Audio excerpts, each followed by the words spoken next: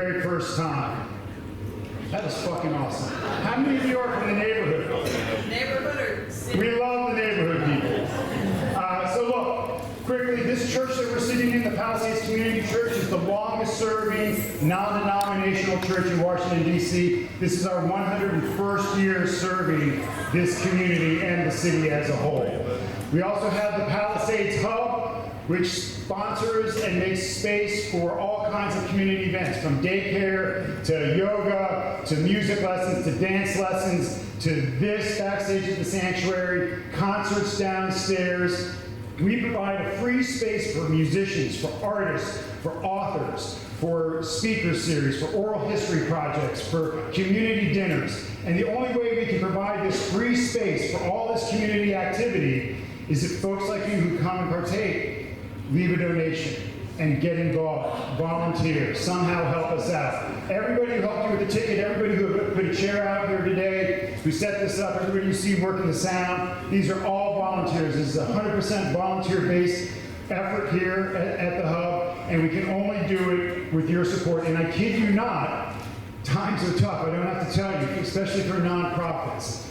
And if we aren't able to make this a success, this facility will no longer house live music and oral history projects and community-based efforts. It will be condos. And so we need you to get involved, and we need you to come on time, sir. I'm going to have to start over. He's reaching for his wallet, so that's a good sign. He's got the vibe he wants to do. So anyway, look, we really need you to give. We also need you to get to the After Dark Fund. This is a group that I started about 7 years ago. Some of you know about it. We raise money for local musicians in need. And we have been giving out support checks to local musicians for the past 7 years. Hundreds of musicians in our area have been able to get hundreds of thousands of dollars over the past 7 years. Every penny that's ever gone into this can, 100% of the money that goes into this can has gone to local musicians. And I guarantee you, if you're in this room, you probably know a musician who has benefited from the After Dark Fund. And again, no lie, it's tough times for these musicians, who most of them don't have health care, don't have anything to go to when their cars break down, their instruments get stolen, or they get sick. That's why the After Dark Fund is here. This bucket will be around the building all day and downstairs. Throw a buck or two in there. We very, very much appreciate it. As for how the show will run tonight, for those of you who have never been to a Backstage at the Sanctuary, I've been doing this with my partner, Linda Coquinos, who's trying to hide.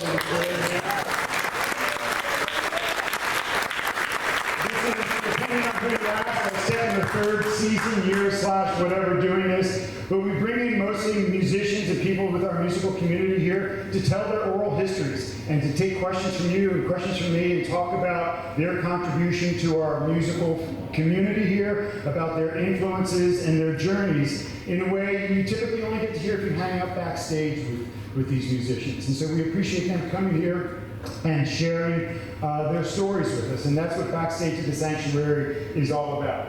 To that end, we have another one coming up in April, on April 13th. We have Chris Murray and Walter Egan will be here. The tickets are on sale for that right now, so we encourage you to get tickets for that. Linda Coquinos also produces the Hubcap Center, which is a music venue in the basement downstairs. And damn right we can applaud for that. Because she has made an absolute music scene downstairs. And she still has coming up King Soul on April 26th. The Magnatics with Chica Morada on May 17th, and there's a Hub fundraiser, and the details are too small for me to see without my glasses, but that will be in June, and you won't want to miss that. You probably saw there's refreshments outside that you can get. You can drink and eat in here, that's fine. Bathrooms are downstairs. We're going to have a little bit of music, we're going to have some conversation, a little bit more music, then we'll take a short intermission, and we'll do it all again. When it's all wrapped up about 6 o'clock, we know a lot of you have come from out of town or seen folks and friends you haven't seen in many years, so we're going to host a reception downstairs where there's merchandise from the bands and some of the people up here. Bill's got some artwork that's for sale. There's going to be pizza and more refreshments, so that's down in the social hall immediately following this event. Has everybody got their instructions? I don't know. I do want to acknowledge, we have some board members and some volunteers, and again, just please a round of applause for everybody volunteering to help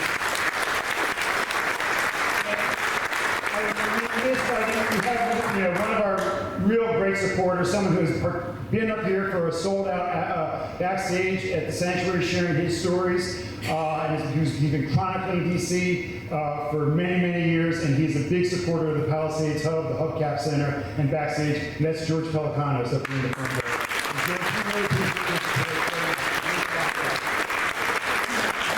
So, with that in mind, we've got a YouTube. We have a YouTube channel now. So as you can see, Dave Nuttycombe Enterprises, much stuff away from Knoxville. But we just, with the help of Cooper, our intern, has launched our YouTube page. So if you're going to hear for the Squeaky Boys, and they came here, spoke, and performed for us, or Ronnie Newmeyer, which had Grenadian and some other bands playing that day. All that is on our YouTube page. And I think Dropping Off to Sleep, the acoustic piano solo by one Mark Noon, which is one of the greatest fucking songs I've ever heard. Also up there. So, with that, I want to bring out, again, we're going to start with music, but I want to introduce, we have 4 guest speakers today who we're going to talk to. I want to bring them out right now, all from DC Space. Please welcome Cynthia Connelly, Claudia Joseph, and Dot Steck.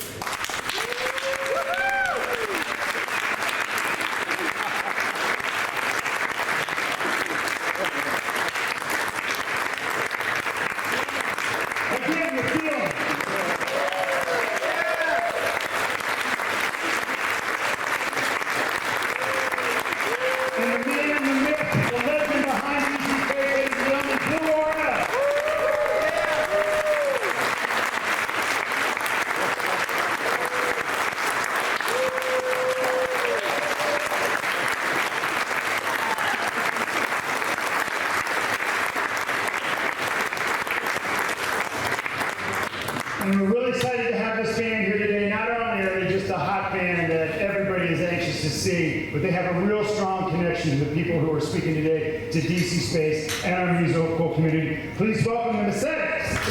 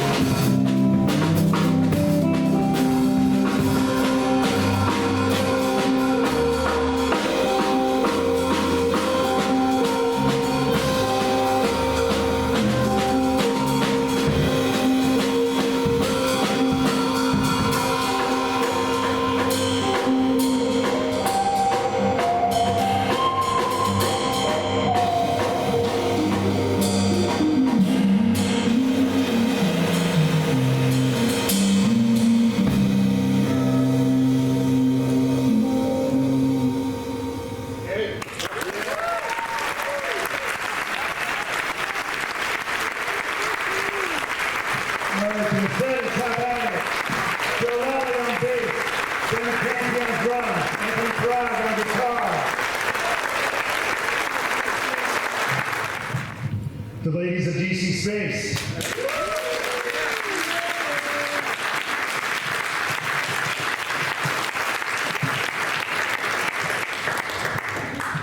Let me just get a show of hands. How many here were at DC Space at one time or another? Just about everybody. How many people never went to DC Space? I'm embarrassed to say I never went to DC Space. I know, and I was here. I know. Trust me, no one is more disappointed or surprised than I am when I started thinking about that. But I was with you in spirit. So we appreciate all that you did. Why don't we start down and just tell us just a little bit about, and we'll go through each of you, about your role, just a quick overview of what you did at DC Space. Okay. So I'm Claudia Joseph, for those who don't know me, and I came into DC Space to assist Bill in graphics and management of things. That he had an office at the Atlantic building, and Bob Boylan introduced me to him. And I'd actually come down and volunteered for some shows before that and helped out on different things and taking photographs of theater companies and a couple of shows. So I was in the office with Bill for a few years, and before we moved the DC Space office over to my apartment over the Lincoln House on 10th Street between E and F. So that was my orientation on the scene. And so, Claudia, you were there in the early days, right? Yes, 1980. Right. Should I start from the beginning? Well, no, we'll work our way there. And Cynthia, I'll leapfrog over you. So you kind of came in after Claudia, right? Yes, Claudia, yes, I came in after Claudia. She wanted to go on vacation, I think, a long trip. And she contacted me. I think she put like announcement out to some people she knew or something, and I don't remember how this happened. Anyway, I went down and met with her, and she trained me how to do what she was doing at DC Space, and I temporarily booked DC Space while she was on her long journey. And then when she came back, she decided that she wanted to change in life and wanted to do something different, so I ended up kind of filling that position until DC Space closed in December 31st, 1991. And then Donna, you not only worked there, but lived there. Well, not exactly, but I was the official fly on the wall at DC Space. We started out drinking there, which, is a good way to go. And we ended up in that area because my husband was in bands and, 9:30 and walking through the scary park and everything. But so we used to be like the only ones there at night in the earlier days. And Marnie, remember Marnie? Anyway, she was the bartender, and Charles, being the nice man he was my husband, Charles Steck. He would want to stay until closing because Marnie was the only one there. So he was a very nice guy, I thought. I was like, wow, that's really sweet. And I know you got the huts for Marnie, but I don't worry about it. So anyway, and then after a while, I started working as a server not a waitress, a server at the dinner theater. And I had never really waited tables before. I'm not a very good waiter, and the final straw was people felt like at a jazz show that you could walk through the room and get your ass grabbed, and I did not appreciate that. So I was like, I need a different role here. I'm going to end up punching someone someday, and that would not be good. So then I heard that they needed a daytime bartender, and I was like, okay, I'm going to do it. I'm just going to go become the bartender. And the daytime. So back then you made a good haul if you hold in $35 for the whole day. Tips, that is.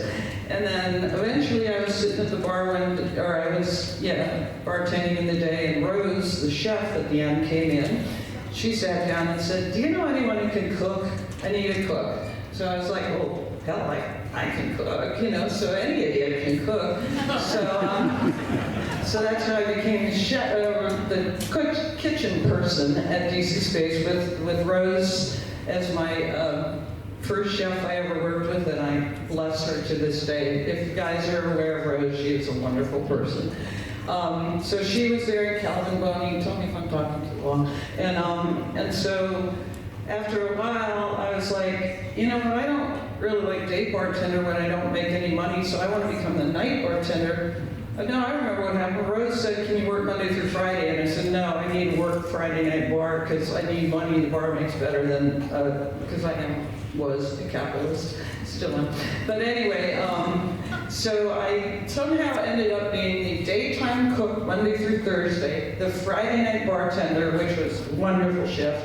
And then when Rose went out of town, I was the opening chef, so I'd have to get there at 6 a.m. So I've been known to work from, not in all one day, but from 6 a.m. to 6 a.m. at Space. I've been there all the time, and I know where the bodies are buried, but I'm not telling. That's why we're here. We want to know where the bodies are buried. I didn't finish. We have a studio on the 3rd floor. So like Charles would come and be sitting at the bar and see someone who looked great and say, hey, you want to come up to my studio and get photographed? And they'd usually go because he was very non-threatening. And so I brought even today some photographs from when that was happening. And just having him at the bar being my rock was just wonderful because I could be as crazy and ridiculous as I wanted. And I always knew I got someone to drive me home. So that's pretty much what I did. And so, Claudia, let me ask you, just kind of starting out there, booking acts, was there a roadmap? Were there rules? Were there guidelines? Or was it a free-for-all? Well, I have to go back to my origin story since Dot is taking that tack. That it started in 1979 when I was at American University, and my friend Julia Brooke, who was in my graphics class, said, I want to introduce you to some people. And she took me over to see Roddy France and Carol Blizzard. And I soon after met the Urban Verbs and started following Verb shows. And they were, really huge in town. Everybody loved them. We had a great time going to the shows. And Tiny Desk Unit followed right on their heels. And so, I started getting invitations to gigs, and Bob said, you have to come down to DC Space and hang out there. Bill's doing a really good thing. So I started doing that, and then there was a grant available for someone. That was a full-time job, I believe, that I started in 1980 or 81. And so we'd go up in the office, and there was 2 big desks, and at either end of the very big room.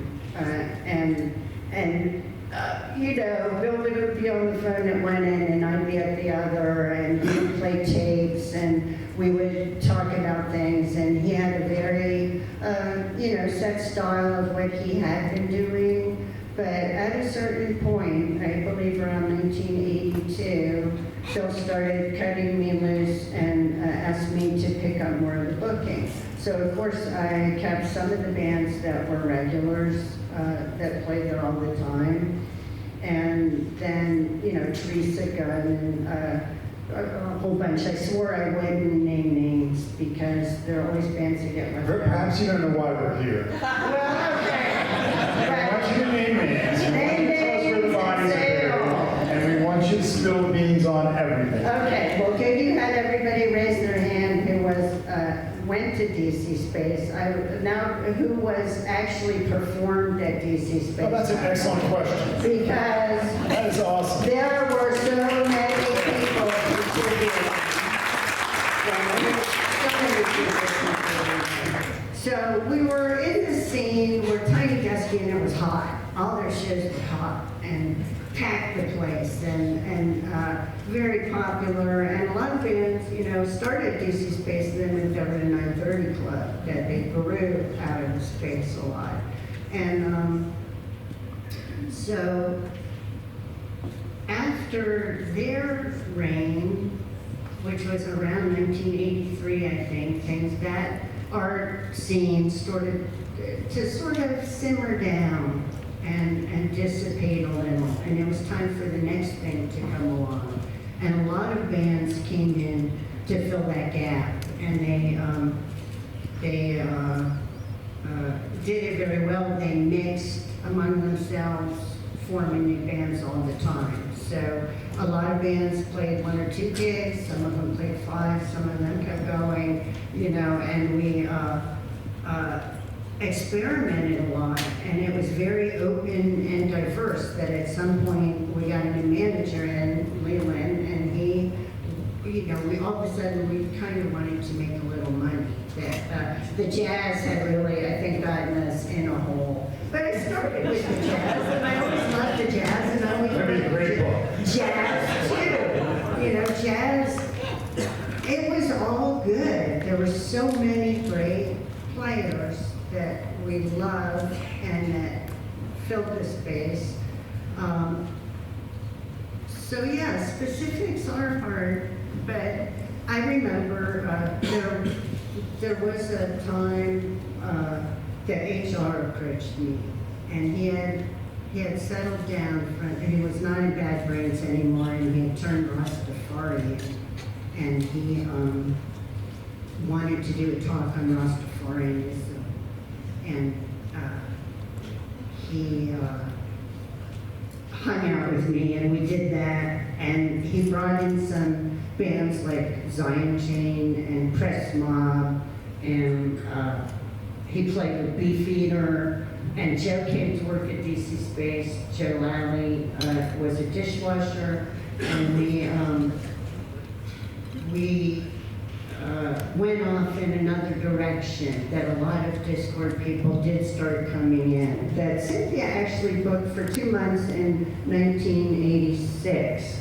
I had booked a band from Texas, and I said, can I go with you when you leave? And I did a tour of the Southwest with Tyrant Swain. I left with the band, because the band did my job. By that point, we had moved the office from district curator to my home on 10th Street. That it was in my living room, the office of DC Space. So DC Space wasn't a job I went to. DC Space was my life. And that's where I spent most of my time. And of course, 930 Club opened, and I spent a lot of time there too, because there were also tons of great shows there. So it was a very tight community, maybe 30 people living downtown. We all knew each other. Everybody was doing things all the time. And then here comes Discord, had this sort of thing in Arlington. And some of the people lived in town. But there were many bands, like Tom Berard's here, and he lived with Mitch Parker, and Tom had bands, and Mitch had bands, and even TDU, Michael Barron and Susan Mumford had a band called You Bangy Bangy that played a few times with Samantha Peterson, and Zach Swagger. Zach had a band with Susan Wannabe from 930 Club called Wannabes. You know, that people intermingled freely. It was a very fertile time. Yeah. And bands grew there, like Lunch Meat started there.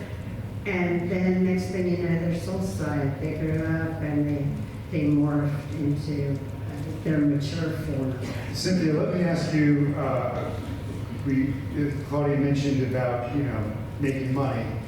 And a lot of people who play there, tell us how the bands were paid. How does that work? As someone who pays a lot of bands these days, I am really intrigued by this business model.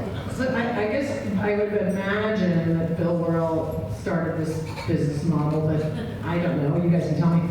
But basically, when I started booking the bands, there was a $30 room fee, and there was no sound system. There was one, but the bands at that point could not use it. It was just because we knew that they weren't sure if they were reliable enough to use it properly. So they had to bring their own sound system in. So they had to bring their own sound system, and then bands would always go, well, who do I use? And then that was where we started. The band paid the $30 room fee. The band basically paid to play and took the door for themselves. So they stood at the door and took their own money, so there wasn't any question how much money was made because they were the ones taking the money, so they could police their own door. You know, it's not one of our staff people, and there's no question you know, if they can let everybody in for free and pay the $30 and pay the sound guy or sound person, that's what they paid also the sound person. So that's actually Sean from Gus Sound. Sort of, I think Claudia had a couple sound people. I can't remember the other guy who was New Potato Caboose guy. Jeff Wagner's here. Oh, wait, hey, there you are.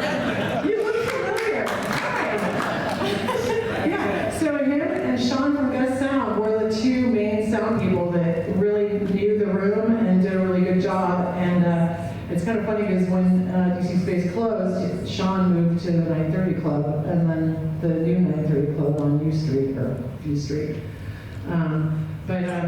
I got really, we had a meeting once a week, and Claudia had the same meeting once a week on Wednesdays afternoons, where at this point when I was working in 1987 on, Bill's mother, Susan Warrell, kind of ran the show at DC Space. She ran the whole business, and so we'd have a meeting and talk about every single event every day and how much money we made, what problems there were, you know, just talking about who was working at the bar, what was going on, what band was playing, what happened, you know, because sometimes, I remember there was a band, I can't remember the name of the band, that were from Charlottesville, and they had Root Beta.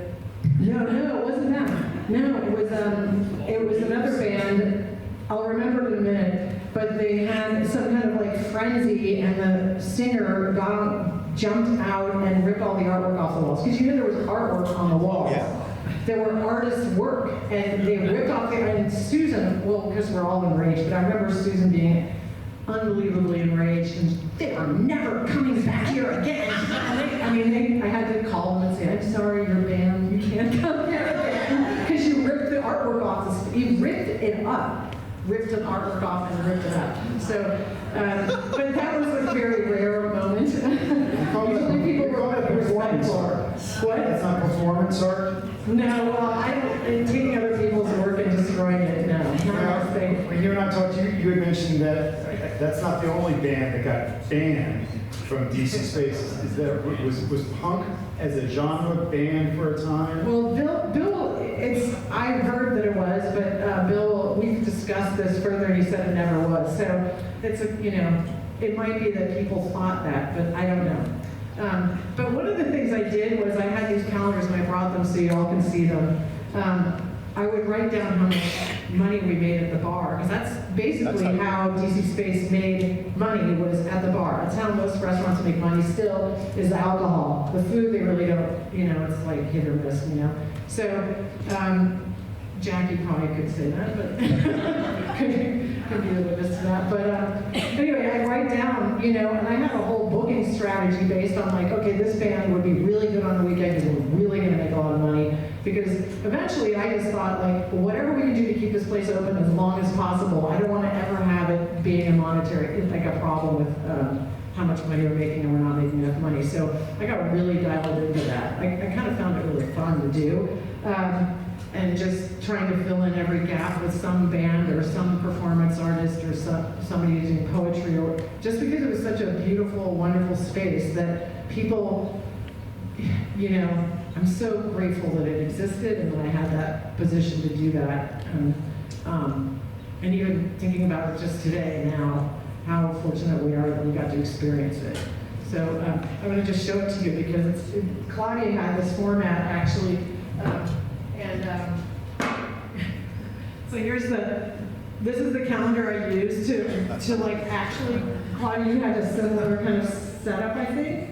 You had like a calendar like this, and I actually wrote down the bands that played. So this is 1987? 1987. Do you want to just pick a couple of random dates?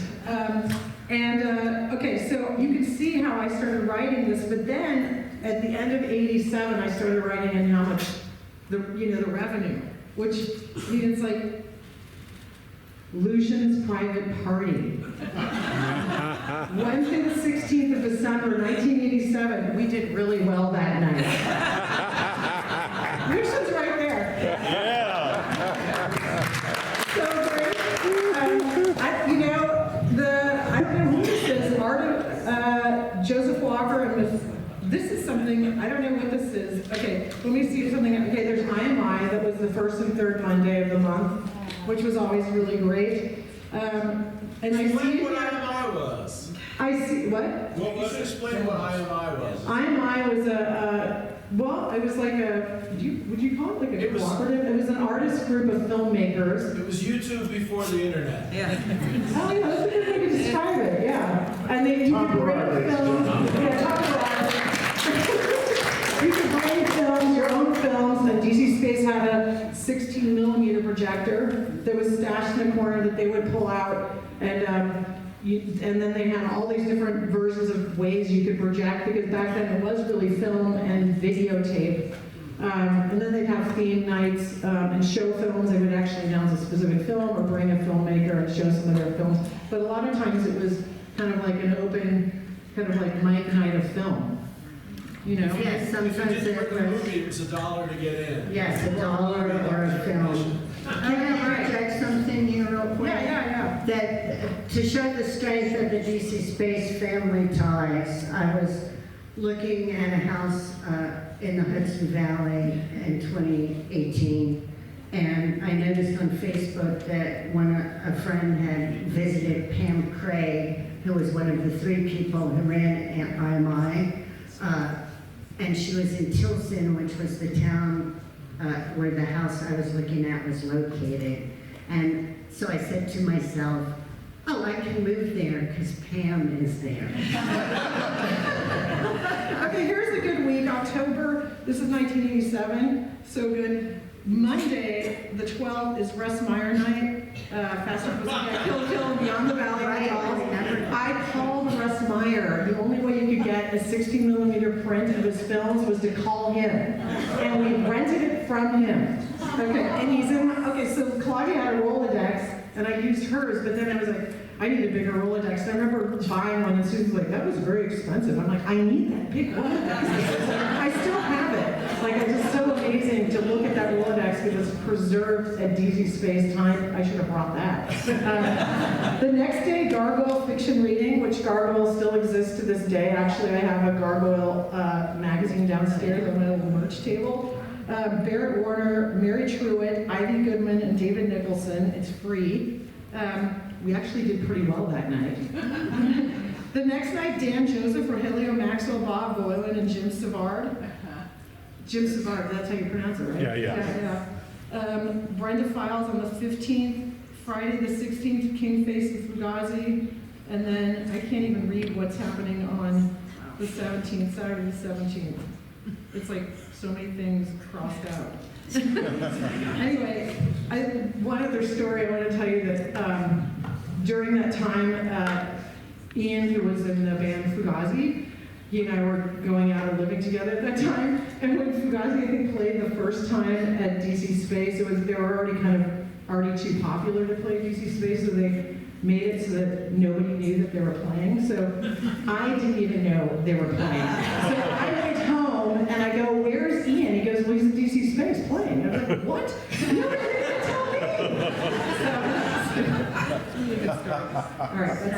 Thank you for bringing that. Can people skip through that downstairs later on? Yeah, they can. Yeah, that's awesome. I brought 87 and 88. Yeah, that's awesome that you say that. Dot, let me ask you, so you're kind of working upstairs, downstairs, as it were.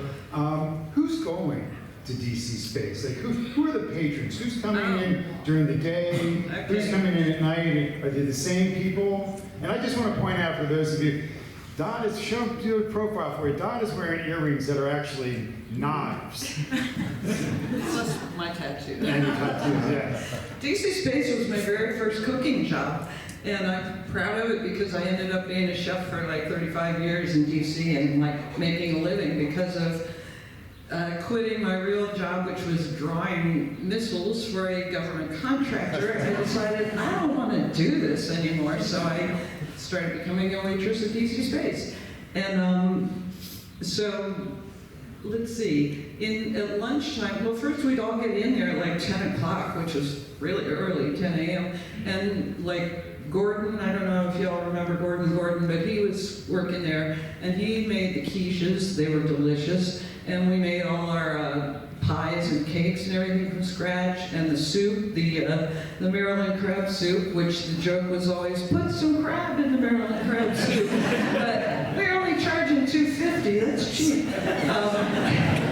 So we'd all be there in the morning, you know, doing our thing, and then we would open at, I think, 11 or 11:30, and so we would all have to go downstairs to the basement to count carrots in the walk-in. It was a collective thing we did every morning, which was not really counting carrots, but anyway, you could probably figure it out. But anyway, after that, we would go cook lunch for government workers. So there was this big government worker buildings around there still.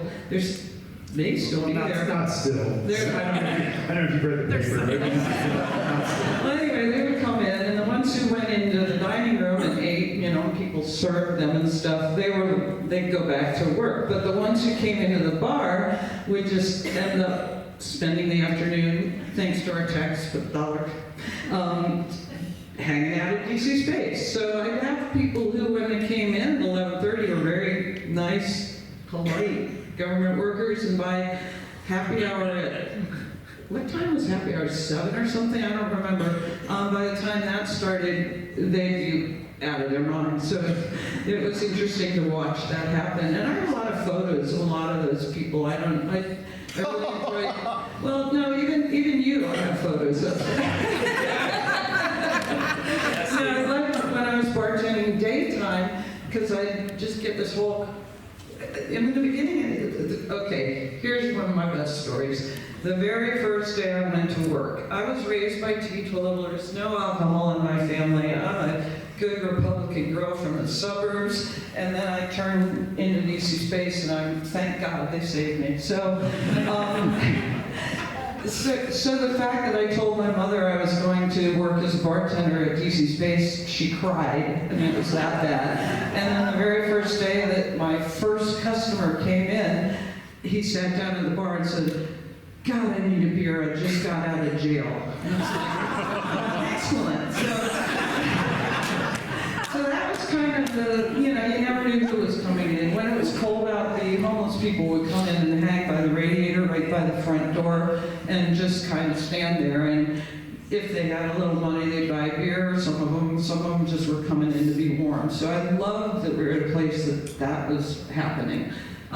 There was a show of photos all around the bar, and so it was possible to see them in the daytime, but they were really, I mean, no, it was really better to see them in the daytime, but they also, you know, were up a constantly changing show. My husband Charles had a few shows there, and then in the dining room there were tables, and, you know, you come in and eat your lunch, and they serve beer, draft beer and stuff. And one time during my brief server period, I was serving a pitcher of beer to one of the tables, and this is probably, I don't know if I'm allowed to tell this story anyway. But anyway, I walked in with my pitcher of beer, and there's, you know, some nice, happy government workers sitting around because it was happy hour, and I put down the beer, and something about the vibrations made the piece off the fan fall down onto the table. Well, that had been there for, I don't know how many years, but like, needless to say, there was some dead moths and things in the beer, and our clientele was such that they were just like, they thought it was funny, and I just went and said, "I'll get you some clean glasses and another pitcher," and, you know, it just went on. So that kind of thing was entertaining, but it kind of fit the whole space dynamic. Yeah. Nighttime, we both had a studio upstairs, me and Charles, and he photographed, and I would paint up there sometimes, and sometimes we threw knives at the walls. I mean, it was a fun, cool place. Doc, there's a picture of you at the bar right behind you. Oh yeah, there's me. I can be a chameleon when I want to.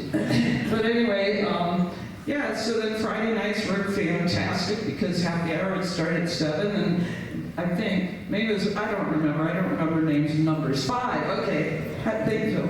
And so then, you know, we'd get packed, and sometimes it was bike couriers, and sometimes it was just people who came there. Sometimes it was pre-show people or the band or whatever. But my favorite part was when we had the bike couriers coming in, because they'd come in and lean all their bikes against the wall. So I have photographs of 25 bikes leaning against the front door, and then they'd all come in and sit there and, you know, drink cheap beer. it was either Rolling Rock or Pabst or something like that at the time. And then the bands would be loading in, and I just remember, I'm telling all the scary stories, but the one guy walked in, and it was like some misogynistic band from somewhere during punk, you know,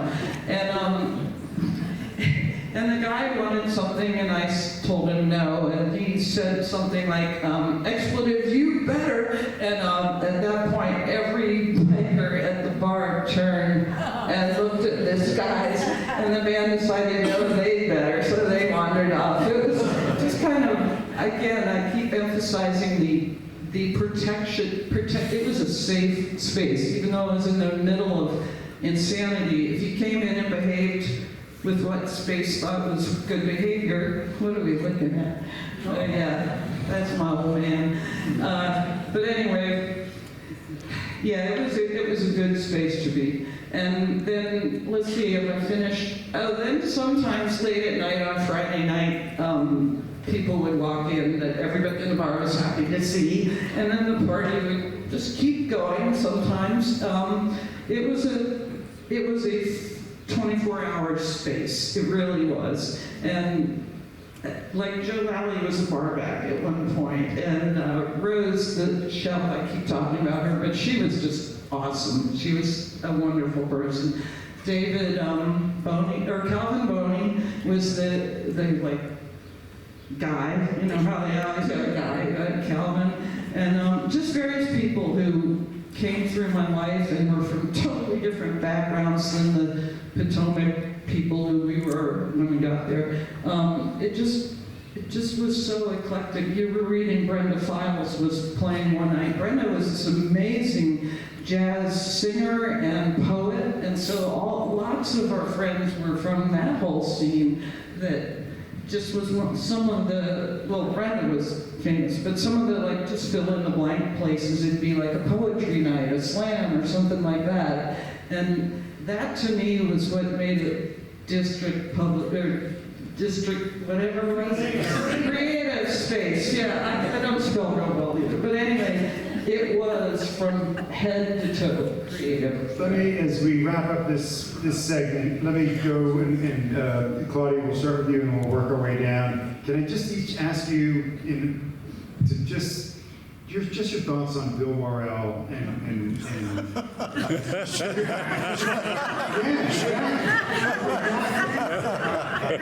Before I get off the stage, I have to mention 9353 Week and the way that they filled the gap in between Tiny Desk Unit and Discord era was sort of amazing. That they brought a lot of people and a lot of affiliates through the space, and that was really important. And also that we premiered Betty, you know, who had gone on to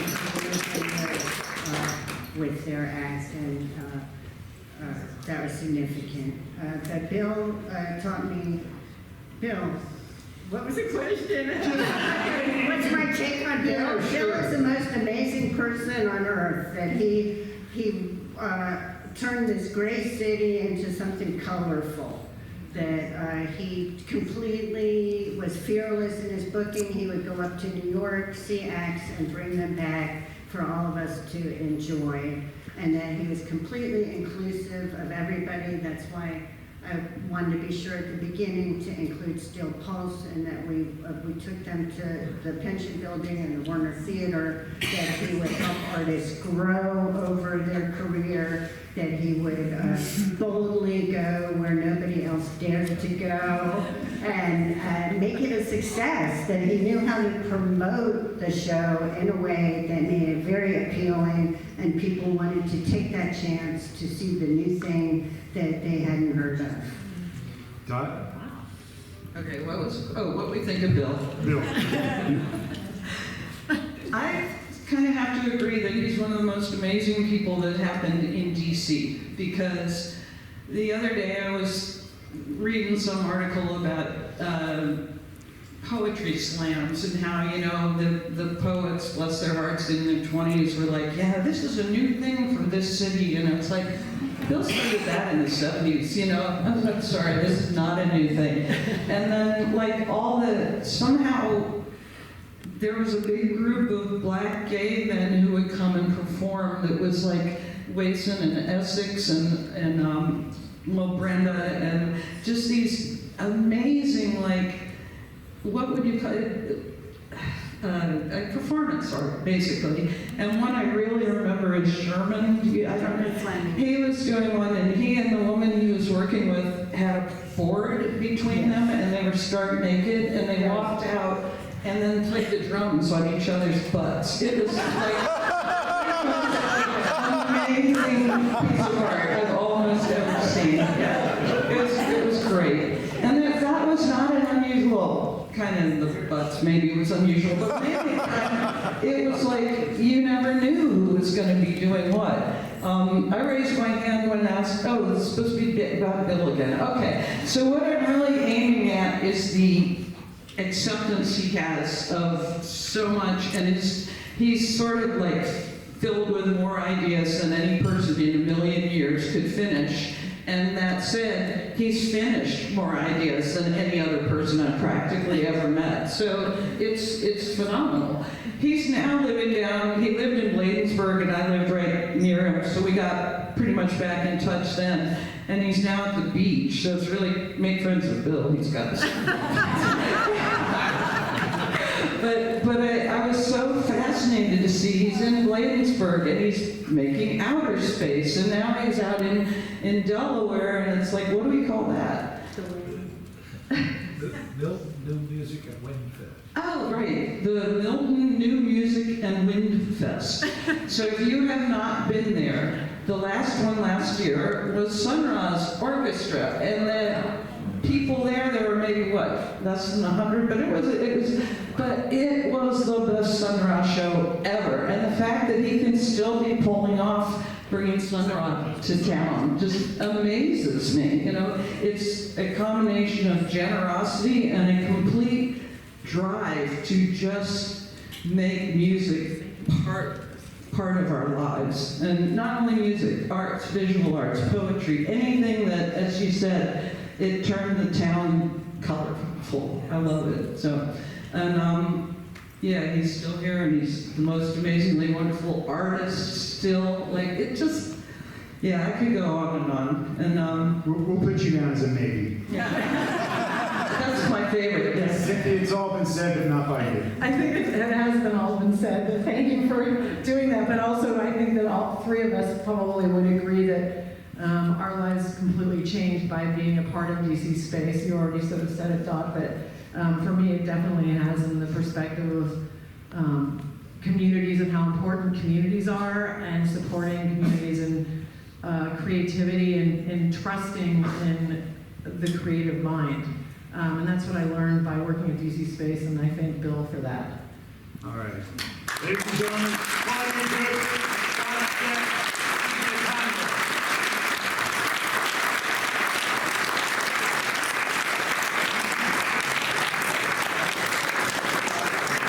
We're going to bring the Messthetics back up here.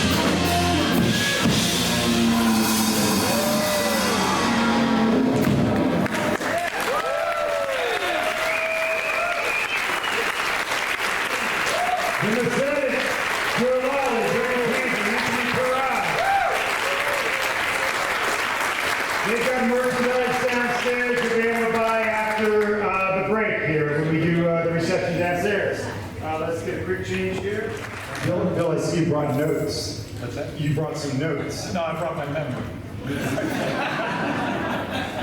Which is, I'm looking around the room, I thought, oh my God, I know everybody in this room. But I don't remember anybody's name. But I certainly remember all your faces. Well, those of you who did go to DC's. Again, I'm sorry. That's okay. Yeah, I was born. Where do I start? Should I Well, start? you know, let me ask you.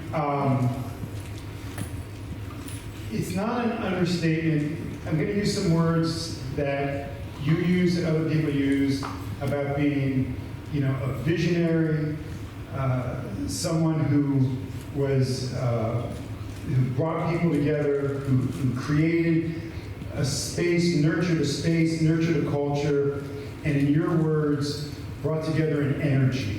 That's how you described it when you and I talked. When you look back at that, reflect on that. Was that what you set out to do? Do you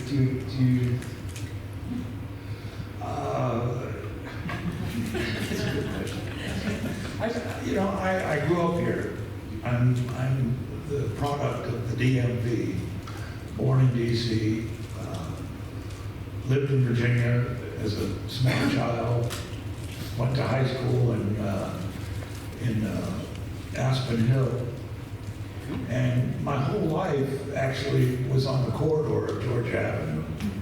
I had gone to elementary school in one of the earliest reverse busing projects where they bused us for a half hour to Albany because it was an all-black community and they were starting to build these enclaves of suburban homes and they needed white kids to come to school there, which I think is probably the best thing that ever happened to me in my life. It's why I see and hear things the way I do.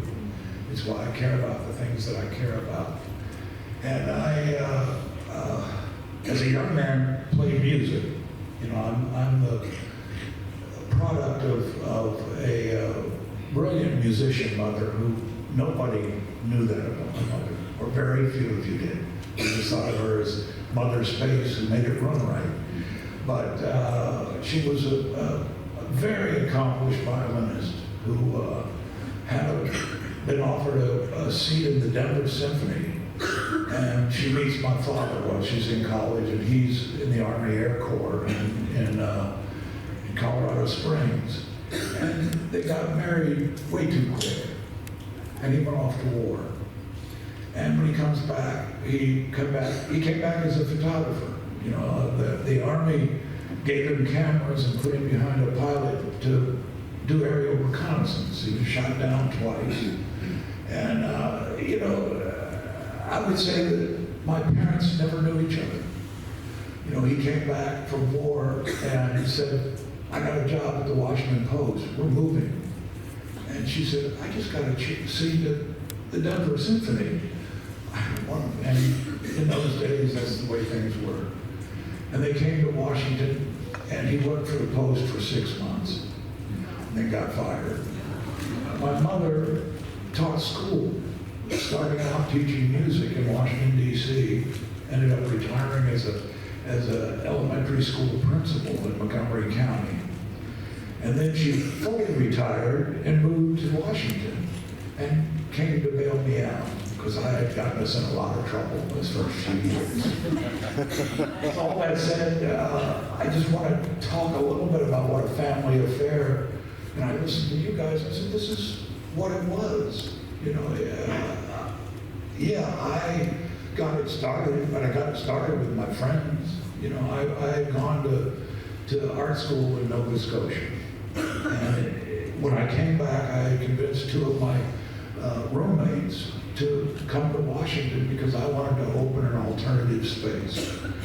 I had grown up here and had the attitude that there was nothing happening here like what I was hearing about with my fellow artists in Nova Scotia, which half were draft dodgers. This is at a time where we were all in the draft and going to school in Canada made a lot of sense. So I come back to Washington with Howard Howey and Jim Schweifley, who were both amazing artists.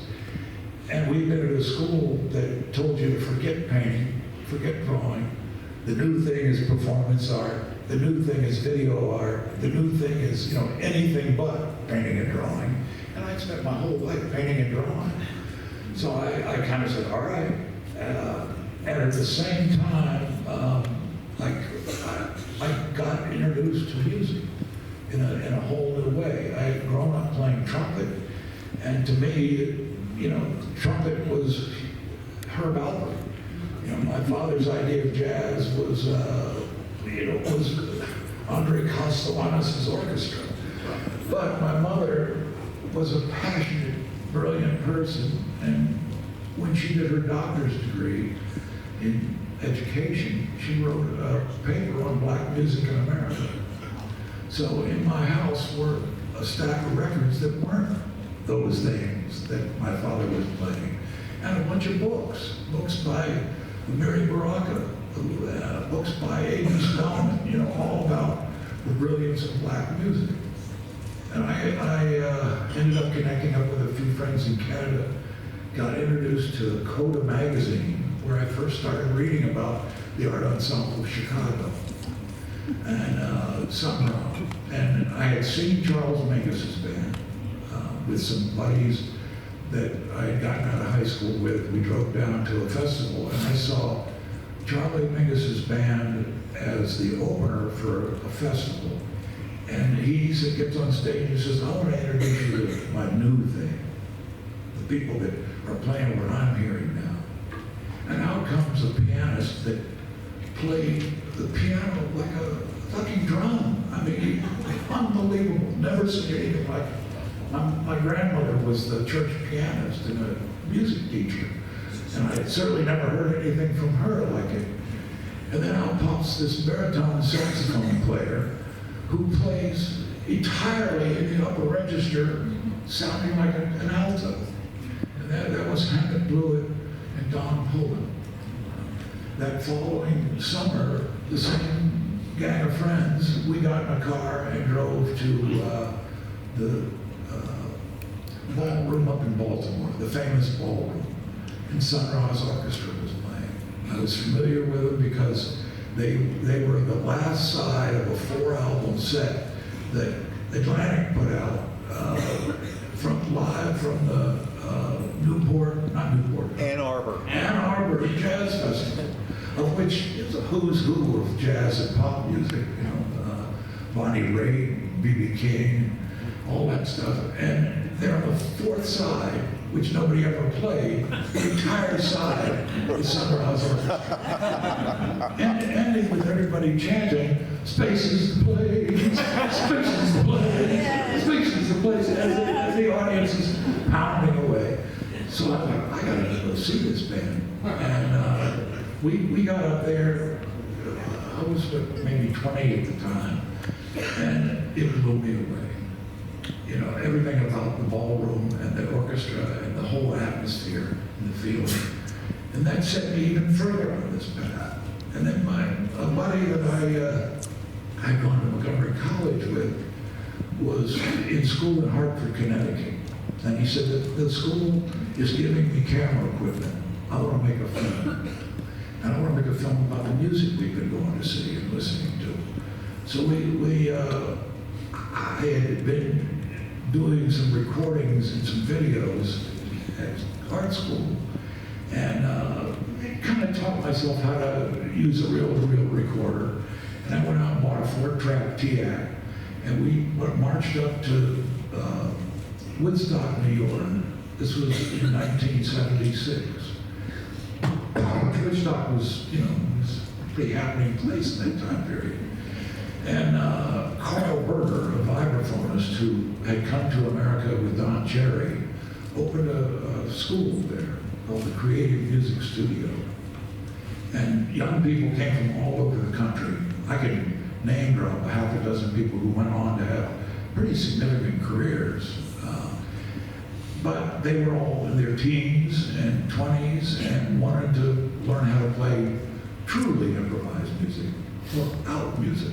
I mean, I'm not a jazz fan. Although I did a painting of Count Basie, but other than that, I'm an out music head. you know, of everything. And to me, none of that was happening in Washington. The jazz here was very traditional. And my buddies and I were like, we need to do something. We need to find a place, and we need to make all this stuff happen in Washington. There is no performance art. There is no out jazz. So I was coming to town thinking I was going to show this town. You know, I was going to teach them about what real art was. And it came with an attitude. I mean, most of the things that I booked early on was coming, you know, from New York, coming from Chicago, coming from other places. And the reputation for the place was also wrapped around the changing times. We opened in 1977, which was, you know, a pretty crazy time in Washington, D.C., not unlike now. And the world was pretty much divided and fractured, and there was a faction that was consistent in our hatred of war and our not want to see our country be aggressive in wars. You know, right at the close of the Vietnam War, we were all sick of it. And I will say it's kind of that sentiment and the outness that drove DC Space. And we weren't open more than maybe a year when my kind of myopic view with my buddies from college and my buddies from the new music world in Woodstock and all the musicians that I had met working on that film, Sam Rivers. I mean, these are names that you probably all know. Most of them aren't living anymore. Anthony Braxton did a duet with a synthesizer player. Don Cherry spent a week there teaching an orchestra of these kids how to play together. And he didn't carry a score.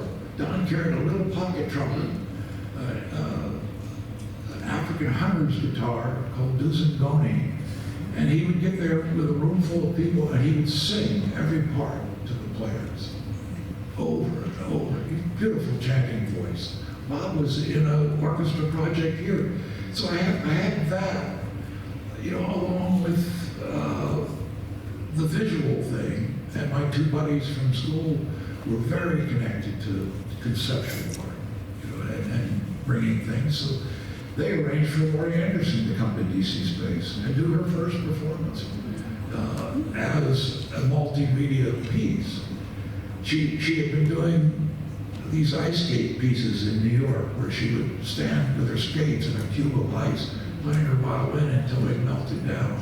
And then her skates would hit the street. And we were fascinated by that idea, use that photograph for the flyer. You know, the flyers back then were just the beginning, and for a generation, I consider 3 generations. I mean, I love the fact that you all kind of represented different pieces of that world. And I'm up here talking about, okay, well, I'm the first piece. All I was like a spark. You know, like I said, within a year, I was getting calls from all walks. Rock producers, Bob and Dave Howcroft did a couple of shows at DC Space. James Chance did a 20-minute set before he, I mean, they were, John Cale, you guys brought, you know, and those first few years were not about DC. They were about us being arrogant and wanting to change DC. The flip happened. Every call would be from somebody else who was brilliant, who was attached to a band, or attached to a group of bands, or attached to a collective of poets, or attached to a group of filmmakers. Every single one of them made DC Space their home because the reputation was we were out there and we were flying in the face of stuff. Then along comes Ronald Reagan and the city really changed. And I blame the success of DC Space and the brilliance of the artists on the arrival of Ronald Reagan. I will equate that to what we're dealing with now. And please, whoever's thinking this and whoever's doing this is probably not us because we're the old folks.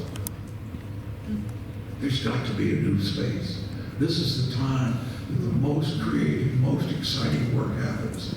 It's when you're the most angry, the most fed up. And it's not that.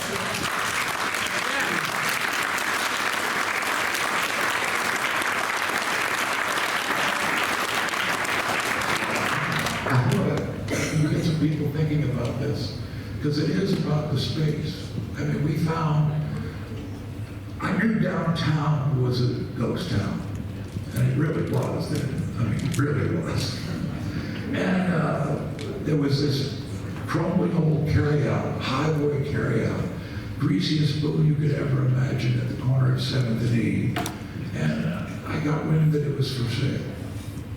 Now, all of a sudden, when I go back to the family affair, I'll also go back to the women in my life, which I've always been surrounded by very powerful women. And my mother and my grandmother, we had a little, DC Space existed, and all of my career as a producer existed because of a farm in Iowa. My mother and my grandmother put up $40,000 so I could buy this little restaurant. And at the same time, I got a lease on the entire building. The upper floors were, pigeons lived there. They were not habitable. Dot lived there. Dot later was but we rented that entire building, which was 4 floors, for $400 a month. And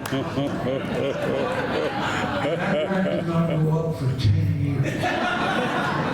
Imagine what you could do now with a piece of real estate at the corner of 7th and E that you paid $400 a month for. The maintenance never got done.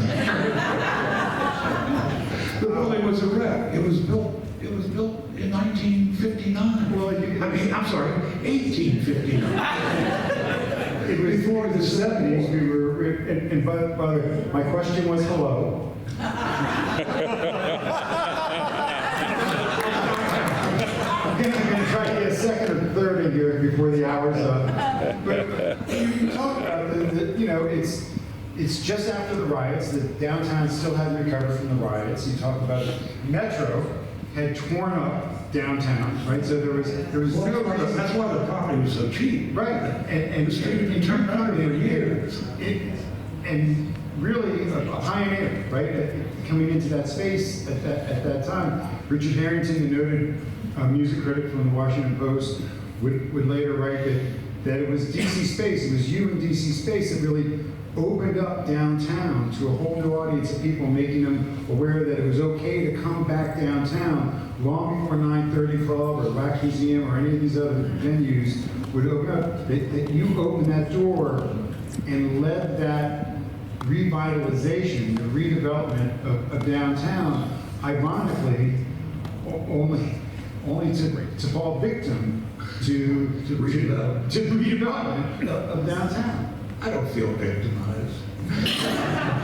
I feel blessed. I mean, we did some amazing things there in that run. And, I'm a bit of a Buddhist and not very good at it, but the one thing I do love about it is that nothing's permanent. And to try to make something like that be permanent is a waste of your energy. And the fact that it's gone and we're here, how many years later, having a day together talking about what we did back then and remembering it. That's the best way things need to be. And I just want to say that hearing everyone describe DC Space, hearing about the community, and revisiting it here in this space means so much to us here at the Hub, because this is exactly the type of thing that we are doing here with programming, casting a wide net and letting people come in and use space for free, of all different genres and whatever the music or spoken word or whatever. So for those of us here at the Hub, it's really fitting that you would share your story here in this space about DC Space, and we really very much appreciate that. Can you tell us the story, New Year's Eve, Sun Ra, in 79, 80, is that the Oh, yeah, yes. Well, I'm going to throw back just a little bit and then go there. That's fine, I only get 2 questions. Well, no. Sun Ra. All right, Sun Ra. I think it was the year before we opened, 1976. The orchestra was playing at a club that Charlie Bird had in Silver Spring for a minute called the Bird's Nest. And I took my mom, who was not familiar with Sun Ra at all. We also smoked pot together for the first time. So you and your mom, or you and Sun Ra, or all 3? Me and my mom, and well, so we were completely blown away. And afterwards, there were a couple of DC critics or writers, a guy named Royal Stokes, who you all might remember, published a book or 2, and Holly West, who wrote, there was another newspaper back in the day called the Washington Star, and Holly and they were both there, and they both had met and knew Sun Ra. And we started talking, and they had talked to me a bit about my plans. And he said, "You want to meet Sun Ra?" And I said, "Well, absolutely, that's why we're here." We were luckily sort of saddled up, and he says, "Mr. Ra, I'd like to introduce you to a couple of people that plan on opening a club in downtown Washington, and they want to call it The Space, after you." And I kind of went, "Oh, you threw me into the fire." And I reluctantly said, "Yes, we're going to do that, and we want you to be, you know, the continuation of what we do. We want you to be the house band." And I want to use these spaces, the place, as our theme. And he looked at me and he said yes. But then immediately introduced me to his baritone player, Danny Thompson, and Marshall Allen, the alto player, who I have been friends with for 50 years. We lost Danny during COVID, but Marshall just turned 100. Celebrating his birthday out in Delaware with us. And they were the 2 that I paid. I hardly ever spoke a word to Sun Ra. I spent hours and hours of my life listening to him, including at least 2 times where he played all night in DC Space, and we planned a breakfast in the morning for the people that stuck around. I mean, Sun Ra, if you let him, would play as long as you would let him. So we meet Sun Ra, and then that first year, it was actually the second year because we had opened in '77. I booked him for New Year's Eve, and it was the same night. If somebody knows, correct me. It was the same night that the Urban Verbs were at the Corcoran opening for the B-52s. And all right, I'm jumping all over the place, but when we first opened, virtually everybody that came to DC Space looking for a job were students at the Corcoran. So, I mean, Susan Mumford had heard about us planning to do this on the radio, made her way down to DC Space and says, "This sounds wonderful. I want to be a part of this." And she wasn't making music at the time, and I hired her as a waitress, which that 2 months later we opened in October. Susan was one of our first waitresses. Waiter. I'm sorry, excuse me. Wait person. And that was always what we called everybody at DC Space. From what I understand, I didn't go over there, but the show was sold out at the Corcoran, kind of a mob scene. New Year's happens, and the show's over. The Corcoran put everybody out, and I would say maybe 200 people. It only took 100 to absolutely pack DC Space. 200 people came from the Corcoran. And Sun Ra's orchestra had 200 people there upstairs celebrating New Year's Eve. They all came into the room together, and suddenly this room had 400 people. Never been so crowded.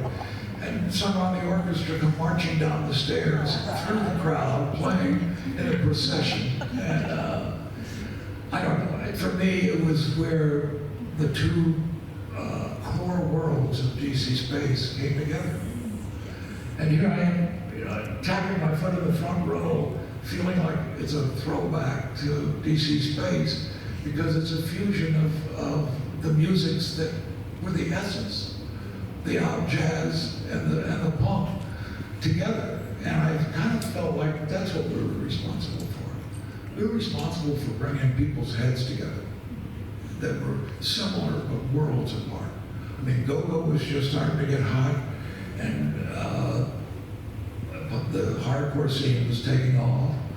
Most of the jazz people that I had met were really the top of their game at that point. And that was my thing. I was the out jazz head. So I just had to be open to you guys when you came to me.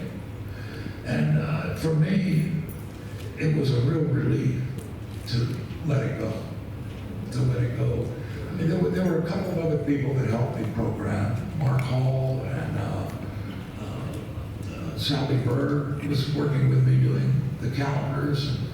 And at that point, I was doing all the graphics. It's all the early calendars were all my handwriting. And I'll take credit for that. I think I started the movement. Because from that point on, whoever was doing the bookings or whoever was brought in added their style of handwriting. But they were all handwritten. And most of the flyers that the bands put out, wonderful flyers, wonderful artwork, all handwritten. It became kind of our signature. This became our signature. I see a few of them in the room. Again, to get off topic, I'm going to do a run of the original. I'm going to leave it at the reception. I'll leave a sign-up sheet. Give me your name, your connect, and your size.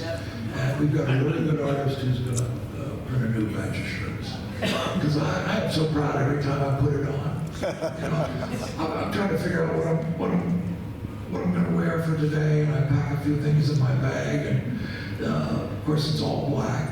And I was thinking about that scene in Cat Ballou. Oh my God! I've seen Cat Ballou, where Lee Marvin is a drunken gunslinger who gets hired by the town to come in and save it from his twin brother. And he is a recovering or not recovering drunk, and he unpacks all of his black clothing. And he puts on the 6 guns, and he puts on the black hat, and then he goes to put on his shirt, and he can't fit in it anymore.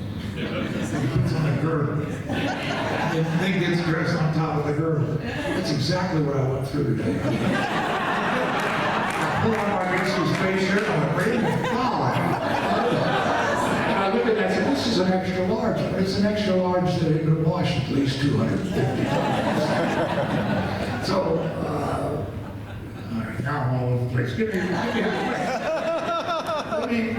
in the final minutes, I do want to talk about when you moved out of DC space, and one of the things that you did, again, it was a visionary thing, was bringing music and art to unconventional spaces, not just DC space, but to other venues and other platforms.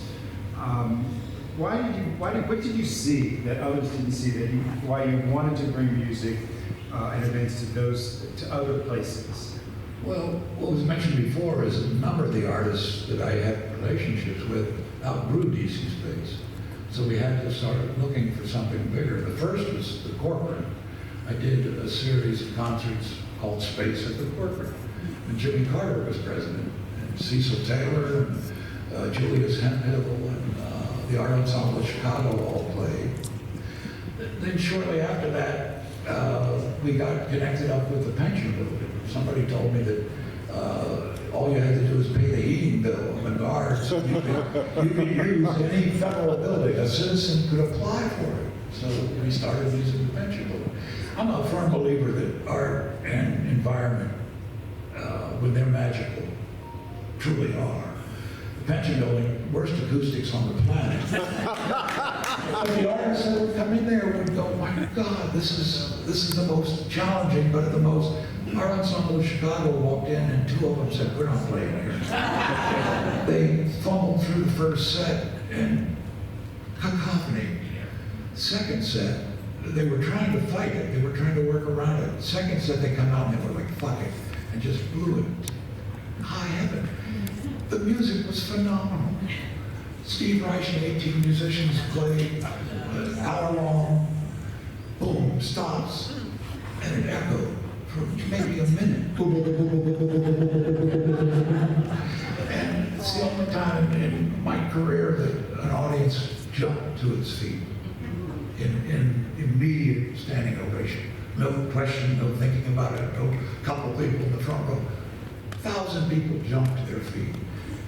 This all happened because of what had started at DC Space, and I think that if we hadn't grown, I mean, in the process, we were also doing this, naively thinking that a successful restaurant bar was going to pay for all this art.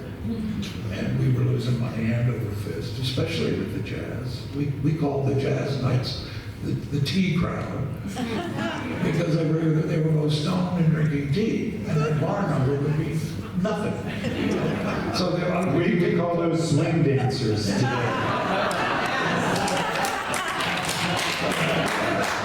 I was, again, with family, with a collection of people at DC Space, the bartender, Robert Hinton at the time, Bill Shoemaker, Andy Mitchell was our first accountant. We started a nonprofit. We started naively, originally we thought we're going to be the art organization to do this without public funding. Until it drained everything and our family farm was suffering. And we started writing grants. So the next thing I knew, I had a company that existed until into this century, doing production all over the city. But we never stopped doing, but we did fewer shows, jazz shows in Space in those last few years. But we never stopped using DC Space because that's where we started things. That's where things were incubated. I mean, my memory doesn't serve me, but you all probably could blurt out the names of groups that went on to be quite well known. Cassandra Wilson premiered there in Washington. Let me ask you quickly, because it's something that I think you and I agree on. You were either quoted or you wrote about the reopening of the Howard Theater and the job they did on the reopening of the Howard Theater. Do you have thoughts on how that, on whether that was what you would have done? Did you think that was a success or done to its best? I never really thought much about it. I don't look at it as a success. You know, in fact, maybe it still can be. You know, it's got a huge place in Washington history. I never presented there because their doors were closed through all that time period. Plus, you know, when you went to outside venues, later I had my office in the Warner Building and did do some shows at the Warner Theater. But again, they were the people that got huge. Philip Glass and Laurie Anderson and Astor Piazzolla, Sangai Juku, they were all artists that started small but got big. So we started using the Warner. But I didn't use the Union Halls, except for one story I could tell about. Please. About DAR Constitution Hall. The first notes of music at DC Space, and again, I got chills listening to you guys. It was Ferone Ockloff on drums, Oliver Lake on saxophone, and a brilliant guitarist named Michael Gregory Jackson. And I just had a deja vu listening to you guys of that night. One of my buddies that I worked on that film with, we had been in art school together, and it was kind of competitive. And I always sensed that he was trying to eclipse what we were doing at DC Space. We hadn't opened our doors yet. This is again, the fall of 1977. And he announces that he wants to put together a festival that's going to introduce Washington to all these new forms of music. And he was going to book it in Constitution Hall.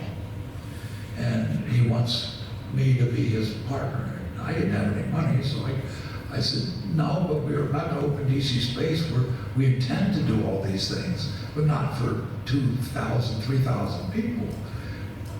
And the naivete of it was that none of these artists would draw 2,000 or 3,000 people. Maybe today. But he booked jazz people that we were planning for DC Space and mixed them with Steve Reich and Philip Glass, the new minimalist composers. And the first act went on, Marion Brown, and Cecil Taylor was scheduled to come on next. And the guy that had promoted it, even though there was 800 people in the audience, which to this day I will say that was an absolute miracle, that there were that many people in Washington, D.C. in '77 that came out and paid $25 for a weekend of music. The promoter was told he had to pull the plugs because the union wouldn't keep working because there wasn't enough money in the box office to cover their fees. And he was nowhere to be found. The promoter, Earl Bateman, just disappeared. I was there, and I was there with my friend Bill Shoemaker, and I look at the audience, and half those people had bought their tickets at DC Space, even though it was at Ticketmaster and everywhere else. They were coming down to the place they knew and bought their tickets. I got out on the stage and I said, look folks, this just wasn't meant to happen, and we're about to open this place at 7th and E. Would you all like to follow us down there, and I'll talk to the musicians that I know and we'll make something happen. And yes, they all came there. So that was the other time 400 people were packed in. Nobody paid their bill. We had completely stocked the place to have the crowd come afterwards anyway. All the food, all the booze, everything was gone. The room upstairs was overfilled, bulging, and these three musicians played a blistering set. And that was the beginning. That was the beginning. We had Moohall Richard Abrams scheduled to play a solo piano concert the following month. That was our first scheduled event. So I mean, all I can say is that a lot of things that happened at Space were accidents and miracles. No, it's not a bad time.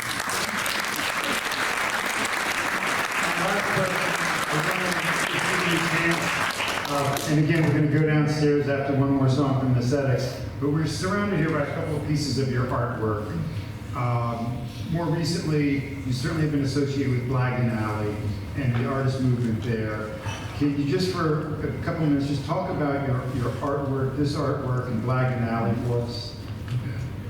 I guess I can't remember when I moved to Blagden Alley, but Carol, my wife at the time, and I separated and I moved into a studio in a building that Giorgio Furioso owned. And at that point, I was planning on trying to make feature films. I was totally fried on losing money with the kinds of presentations we've been doing. And I'll just make it clear, we never made any money at anything. Laurie Anderson once accused me of bringing her back too often because I was trying to make money. Out of the rosters of artists we had, Laurie and Phil were the only two that ever did make us any money. So it was a labor of love. And it was a labor of love that was paid for.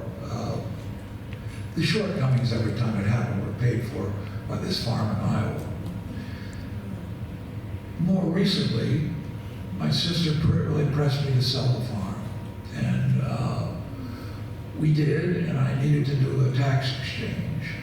So I bought into other properties. One I opened a studio in Blagden Alley where a number of artists were living and working. We started painting the garage doors in the alley. And then I decided I couldn't afford being here anymore. Once again, got priced out. And I sold the family farm and I bought a firehouse in Cottage City, which is currently closing out. But I did that for my painting. You know, I'd gone to art school. I'd do anything except for this painting of the Urban Birds and a painting I did of the World Saxophone Quartet was in those 15 years of DC Space. I had stopped making my own art because they drilled into us, look, if you don't think you're a potential star, then make other people stars. So that was kind of my mantra. It was like, I'm gonna build these people up. And they built me up. Well, Bill, you built something that'll never go away, and this room speaks to that very much. Thank you for that. Thank you for sharing this story.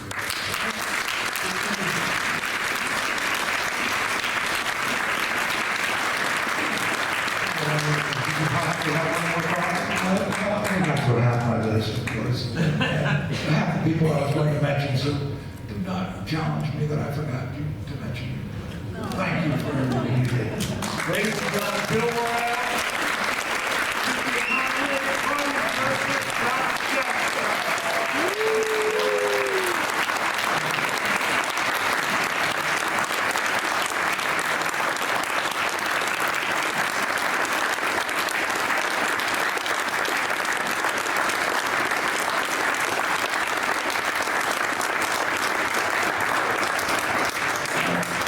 Let me close it with saying something about the artwork and what I am doing now.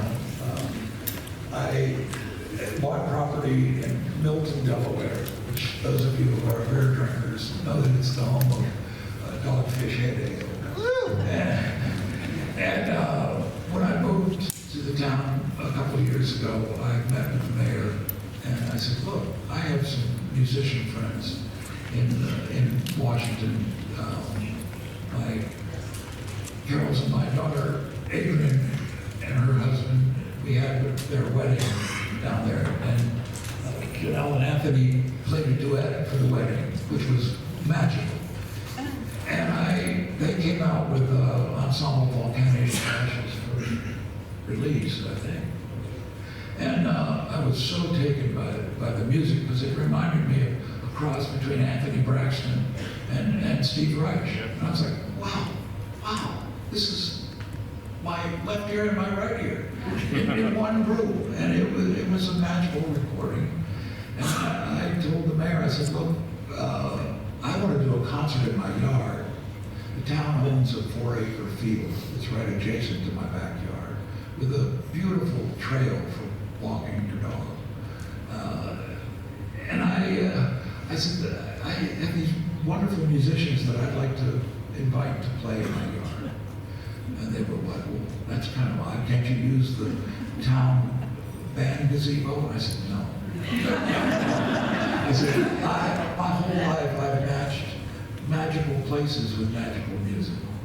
And this could be potentially magical. We're now in our 3rd year. I paid for it. It's a free event. And I paid for it completely with funds from selling my paintings of artists, of musicians. Wow. That I did.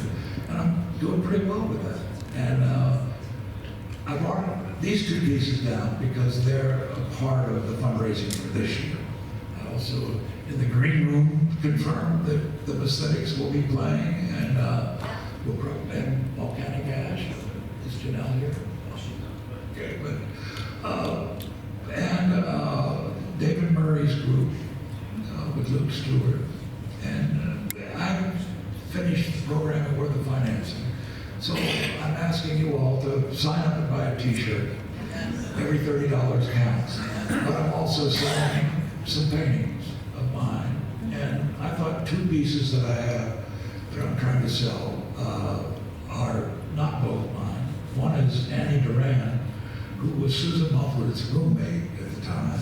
And she's quite a brilliant artist in her own right. And when Susan passed, this ended up in my possession. And it's, Susan was certain that Annie's cat was using her suitcase as the cat box. So it's a painting of Susan threatening to kill Annie's cat. Except it doesn't look like Annie's arm. So that's not my painting, but it is for sale. This one was one of the only paintings I did when I had DC Space. And I finished the urban verbs, but each of those stars around, in my mind, were the new stars of music in Washington. It was Bob's band and Doug Lay's band and Sam Peterson's band, Chris Morris, all the faces you saw here. I was painting them in the stars there. So, all right, I'm going to cut this short. We're going to go have our reception, but these two paintings are for sale to the highest bidder. 100% of the income goes to pay artist fees for the Milton New Music and Wind Fest, which is going to take place on May 31st and June 1st in Milton, Delaware. It's free, it's outdoors, and you all need to come.